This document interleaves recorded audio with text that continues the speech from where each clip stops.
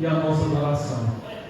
Está quase findando aí as nossas 12 horas aí. Eu tenho certeza que ninguém se arrependeu de deixar o sono, deixar a sua casa e vir para esse lugar para ceder um espaço, né, da sua agenda para Deus. Às vezes nós temos agenda para nós, para o nosso serviço, para tudo lá fora, e por muitas das vezes nós não temos agenda para Deus, né? De tão corrido que está a nossa vida, o nosso dia, de tanta correria que nós temos para poder resolver a nossa vida, acaba que nós não temos agenda para Deus. E hoje nós agendamos aí praticamente o dia todo para que Deus venha a ser glorificado através de cada um de nós. Meus irmãos, eu quero deixar só uma breve saudação aqui. Eu já estou muito alimentado nessa noite com cada palavra que foi pregada aqui nesse lugar, que foi falada nesse lugar aqui. Eu não vou nem ressaltar nomes aqui, porque todos que pegou esse microfone aqui foi muito usado pelo Espírito Santo de Deus aqui. Amém? Abra sua Bíblia comigo, por favor, no livro de Juízes. Glória a Deus. Juízes, capítulo de número 6, e versículo de número 24.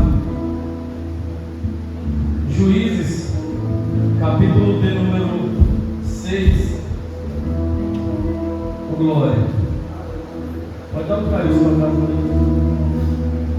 Juízes capítulo 6, versículo 24, quem mandou diz amém?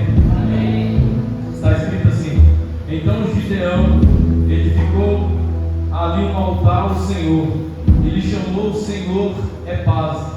Ainda até o dia de hoje está o altar em Ofra, que pertence aos Ebizeritas. Meus irmãos, nós temos uma palavra bastante conhecida aqui, citada na Bíblia Sagrada, para aqueles que são leitores e também pregadores da palavra de Deus, a respeito da vida de Gideão. Gideão, os irmãos conhecem muito bem a história, sabem que Deus escolheu, chamou ele, assim como chamou a cada um de nós aqui para adorar, para fazer a sua vontade, para deixar um legado na terra. Só que quando Deus ele faz um chamado para Gideão, quando Deus escolhe Gideão está vivendo um cenário caótico, um cenário bastante difícil, porque ele está vendo a sua família, a sua população passando por algumas aflições e momentos difíceis. Então quem olha para o cenário de Gideão aqui percebe um cenário bastante destruído, um cenário onde os seus familiares têm sido motivo de chacota para os seus adversários, tem sido oprimido, tem sido massacrado, e Gideão está acompanhando tudo o que está acontecendo, porque a Bíblia faz questão de dizer que tudo que o povo de Gideão plantava, os midianitas iam lá e derrubavam, arrancavam as plantações, levavam para casa. Então Gideão está diante de um cenário que eles plantavam, que eles produziam, mas eles não eram dignos de colher aquilo que foi plantado. Por quê? Porque os seus adversários iam lá e pegavam isso. Gideão está vendo esse cenário, está acostumando com isso, até que Deus se aparece a Gideão e fala: Gideão, eu te escolhi, eu te chamei para mudar a história desse cenário, eu te chamei para você mudar a situação que vocês estão vivendo nesse momento. Quem olha para a história de Gideão, quem olha para a situação de Gideão, até parece que foi fácil para ele. Sabe por quê?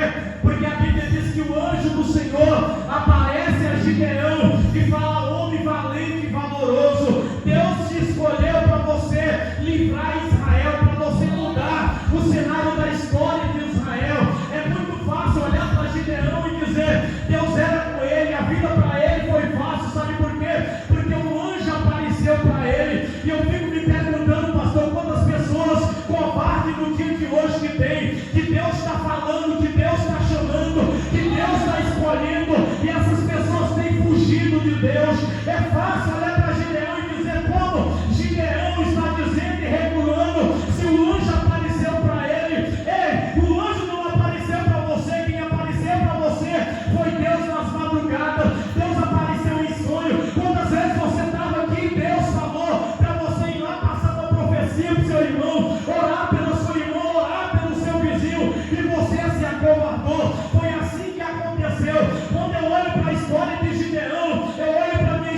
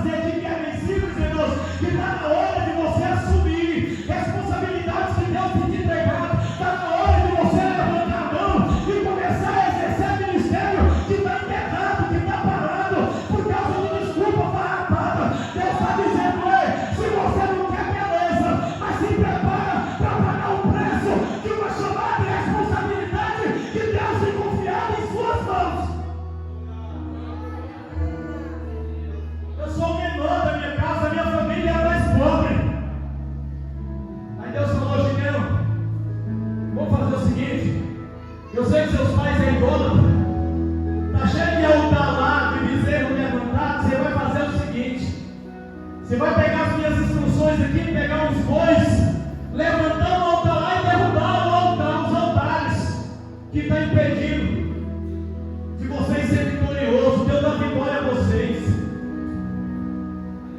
Eu sei que é difícil falar disso aqui, mas tem pessoas crentes dentro de igreja, obreiros, tocadores, cantores, pessoas que estão aqui, que levantam a mão na hora do louvor, pessoas que se manifestam na hora da pregação, pessoas que estão aqui todos os dias, que vêm em culto de oração, que tem levantado altares, pastor, que não é para Deus, altares para si mesmo, altares para o seu ego, altares para os seus desejos e deleites, altares aonde Deus não é a prioridade, altares aonde pede Deus de agir e trabalhar, altares aonde pede de adoração ser levantada a Deus.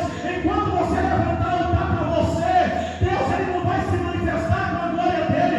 Enquanto você levantar o altar para você, sabe o que é que vai acontecer? Deus não vai te levantar, você vai continuar o mesmo crente, a sua casa vai continuar do mesmo jeito, o diabo vai ter autoridade sobre a tua vida e sobre a sua família, e você vai ser um crente que vai passar o resto da vida vindo para a igreja e escutar louvor e não vai provar o que é ter vitória de Deus, porque vitória só tem quem levanta o altar para Deus, vitória só tem quem prioriza Deus acima de tudo. Deus está dizendo: é tempo de fazer como Gideão, é tempo de derrubar altares e levantar altar para que Deus possa te usar e te dar vitória. Mas sabe, pastor Jorge, para levantar altar tem que ter obediência. Tem um monte de crente desobediente que não obedece pastor, que não obedece liderança, que não obedece pai e mãe, que não obedece nada nem a Deus, e está dizendo que levantou o altar para Deus. Irmão, pelo amor de Deus, primeira coisa que Gideão fez para ter sucesso, ser usado por Deus, foi obedecer. Você pensa que foi fácil para Gideão ir lá e derrubar os altares do pai, ir lá e bagunçar com as coisas da família, que já era tradição há muito tempo? Não, ele disse: eu vou fazer, porque Deus mandou.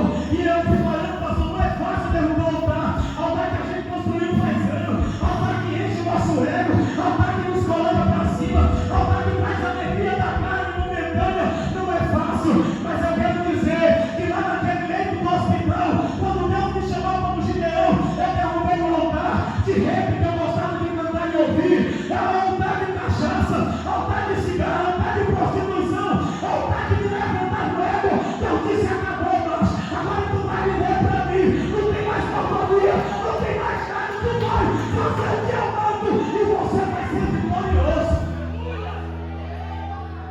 Tem um monte de camarada querendo ser pastor, mas não tem coragem de levantar o altar para Deus. Porque para muita gente é bonitinho estar aqui, nem sabe da história, nem sabe o que a gente enfrentou, nem sabe o que a gente passou, nem sabe o que aconteceu na nossa vida para a gente chegar até aqui, pastor. Foi muito altar que nós tivemos que derrubar, foi muitas renúncias que durante 20 anos para a gente ser pastor, a gente teve que deixar para trás. Agora tem uma meia dúzia que levantou a mão e aceitou Jesus hoje, não quer nem obedecer e quer ser usado por Deus. É por isso que a nação de Israel vivia perecendo e os midianitas tomavam, porque não tinha ninguém com a coragem de Gideão para derrubar o altar e levantar o altar para Deus e se dispor para que a história viesse a ser mudada.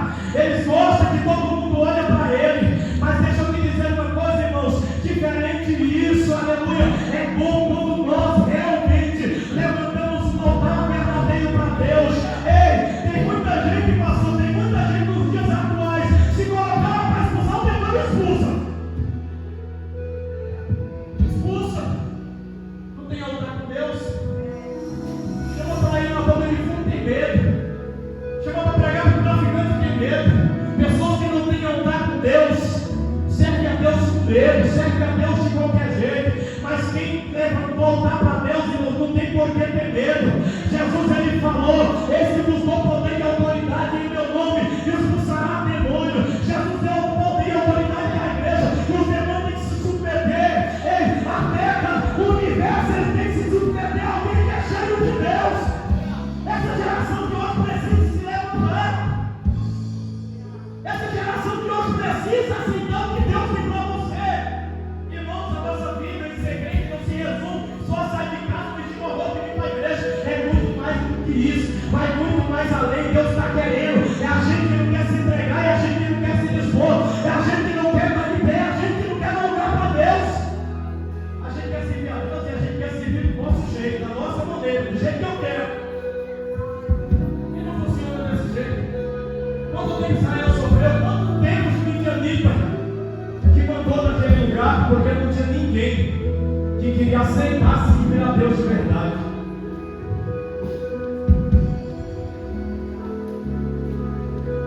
Depois que a gente aceitou Jesus, a primeira coisa, depois de aceitar Jesus, era buscar o batismo do Espírito Santo. Buscar o batismo do Espírito Santo. Eu comecei a namorar com essa moça há quase 20 anos atrás. Eu quase perturbei ela, quase deixei ela maluca na cabeça. Porque quando eu entrei na igreja e entrei na mocidade, ela pulava no poder, falava em língua, pulava no mistério, e eu ficava vendo aquilo ali, queria sentir, eu também queria aquilo ali. Era bom demais, e eu ficava perguntando: como é que pula? Ela pulando. Eu: não, moço, como é que tu sente esse negócio? Faz o que para sentir? E ela não conseguia me dar uma resposta concreta. Eu falei: eu preciso sentir esse negócio, eu preciso ser batizado no Espírito Santo. Subia monte, descia monte, jejuava, consagrava, 40 dias no quarto trancado. Às vezes minha mãe jogava comigo debaixo da foto, que eu queria. Eu dobrava o joelho, pastor. Muitas das vezes eu e o pastor Giovanni, vamos ver quem mora mais, a gente conversava quando chegava no culto. E aí eu acordava todo tempo cochilava e os dois ganhavam. E aí nós orávamos e nós queríamos ser batizados no Espírito Santo. Sabe, 40 dias no monte, eu falei: você não vai ter errado comigo.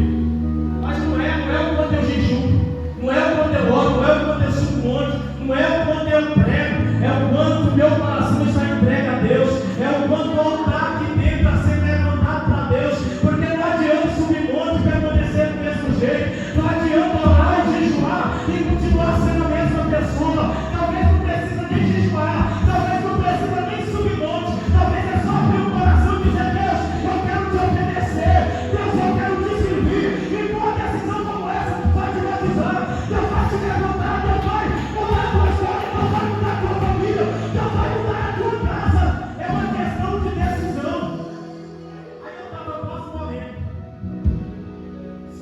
Depois eu vou mandar meu texto aqui para vocês verem. Sai do hospital e uma luta terrível. Dentro da igreja, com o coração doendo. Até que um dia eu baixei a cabeça, não parei de se preocupar com esse negócio. Baixei a cabeça, fechei o olho e falei: Deus, o Senhor sabe que a coisa que eu mais queria nessa vida não é carro, não é dinheiro. Eu só queria sentir a sua presença de verdade. Quando eu falei assim, eu já comecei a arrepiar. E aí eu falei: Deus, eu queria tanto. Quando eu falei: eu queria tanto, pastora, sabe, Deus me pegou de um jeito. Fui batizado no Espírito Santo. Quando eu abri o olho, eu já estava do lado de fora da igreja. E sabe o que Deus está dizendo? Não precisa muita coisa. Não é o quanto você sacrifica, não é quantas vezes você vai no monte, não é quantas vezes você volta no monte, não é quantas vezes você jejua, não é quantas vezes você faz. É a disposição e a entrega do teu coração para Ele. E é isso que Deus está querendo nesses últimos dias. Jovens que estejam dispostos a obedecer e entregar o coração de verdade. E quando eu falo entregar o coração de verdade, é se abrir do mundo, é rejeitar o mundo, é abrir mão de tudo só para viver a sua vida para Deus. E você vai ver que os midianitas que estavam atacando a tua casa vai todo cair por terra, porque Deus vai te encher de poder, Deus vai te dar força, Deus vai te dar capacidade. O menor vai ser o maior, o que não sabe falar vai começar a pregar, o que não tem disposição vai começar a ser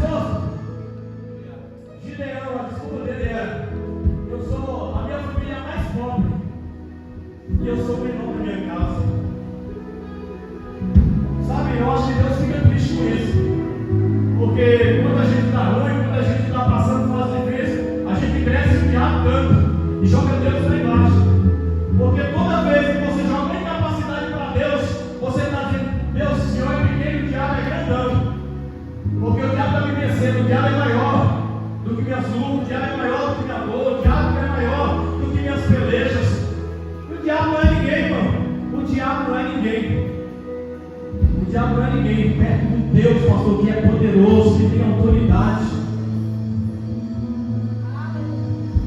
Então Deus estava dizendo para Gideão: não importa o seu grau escolar, não importa o local que tu mora, não importa quantas pessoas têm que rejeitar, não importa que tipo de família você tem, o que importa é que eu estou te fazendo chamado, é que eu estou te fazendo as promessas, e se você aceitar, a sua história vai ser mudada, a história da sua família vai ser mudada, a história da sua sociedade vai ser mudada, os midianitas não terão mais poder e autoridade sobre vocês. Se você aceitar, eu te prometo que aonde você for, a história sua será contada de um jeito diferente. Talvez lá fora te conheça de um jeito, te julgue de um jeito, mas Deus está dizendo: eu vou fazer a sua história ser contada diferente, eu vou fazer as pessoas tiverem de uma forma diferente, porque eu sou Deus. Independente da situação, eu tenho poder para mudar. E está aqui. O velho falou para mim que nunca mais na minha vida eu ia jogar bola, ia comer o que eu queria, minha vida ia ser controlada. Hoje eu sou melhor no futebol,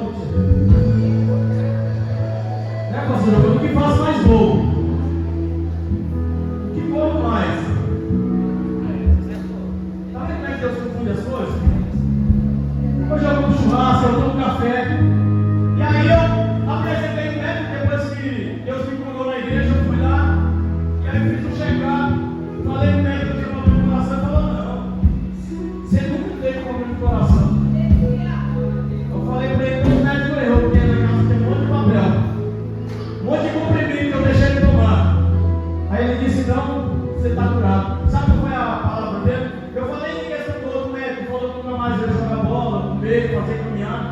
Ele disse: meu filho, teu coração está mais novo do que o coração de qualquer médico nesse hospital. Você pode jogar bola, tomar café, comer churrasco, fazer o que tu quiser, porque você está zerado. É isso que Deus faz. Eu estava lá incapaz, eu estava lá praticamente sem vida, eu estava lá desencantado pelos dedos, eu estava lá e a minha família estava chorando, mas depois que eu tomei uma decisão, Deus não quis saber o lugar que eu estava, Deus não quis saber qual foi o médico que falou para mim, Deus não quis saber a situação da minha família, Deus só queria saber de uma coisa: tu aceita, você está chamado, então venha comigo, porque eu vou mudar a tua história. Levante a tua mão e aplauda Ele, porque Ele é.